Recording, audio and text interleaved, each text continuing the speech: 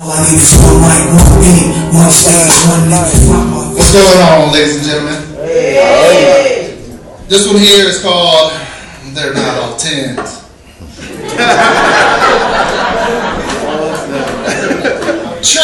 Trailer trash Susie with the big old booty, brown hair, and green eyes. She had the dirtiest feet, like she'd been living on the street and walking barefoot her whole life. I met her in the parking lot of a Hardee's. I asked her if she wanted a party, and she was down with the sight of my French fry. Snaggletooth Stacy had a case of the crazy. She was nuttier than a baby Ruth. I met her at the fair. She bought me a beer and told me that I was her next baby daddy.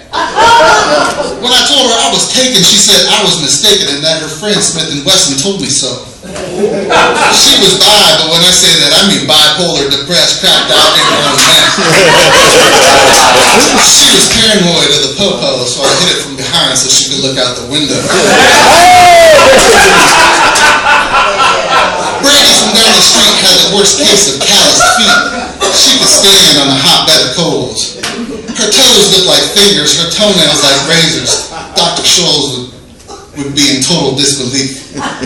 She was a hippie chick, all natural, never shaved shit. She loved her Birkenstock sandals.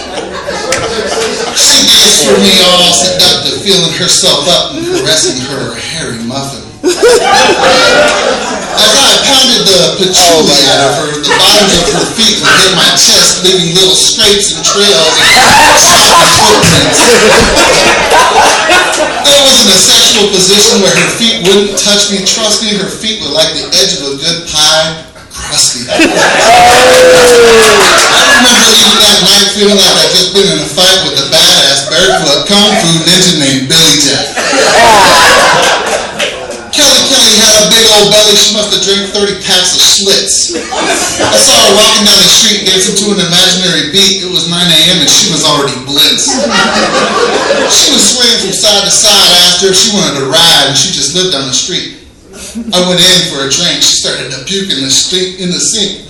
I tried to walk out of her shack, but she bounced back and stopped me dead in my tracks. She stripped herself down to the floor. I looked at her and back at the door. My northern brain said leave, but my southern brain said score. Peaches was a stripper who was a straight-up creeper. Her eyes would wander in different directions. During a late-night poke, her eyes started rolling around. No joke, I thought she was having a mini stroke. I kind of stopped for a minute just to see if she was still breathing. Her eyes were still Stevie Wondering. Wishing she had a pair of sunglasses she could wear, I blindfolded her with a pair of underwear, and once I finished, I got the fuck out of there. Another girl named Tina was a hell of a skeezer. She had forearms the size of her neck. She once broke a man's dick with the strength of her grip, jacking him off like she was an arm wrestling champ. We went back to my place. She looked me dead in the face, and the first thing I saw her do was crack her knuckles. She tore my pants apart like they were Velcro. I'm thinking, oh hell no, I panicked and pretty sure I screamed. She told me to relax and let out a gas, but she started working me over like a shake weight. With each motion she stroked, she stretched me out more than it felt like it would go. She kept pulling on it like a leash on a stubborn dog. I was in pain by the time I finished, slowly crawling my way back to the kitchen. She smiled and said, I sit down for about a week. Thank you.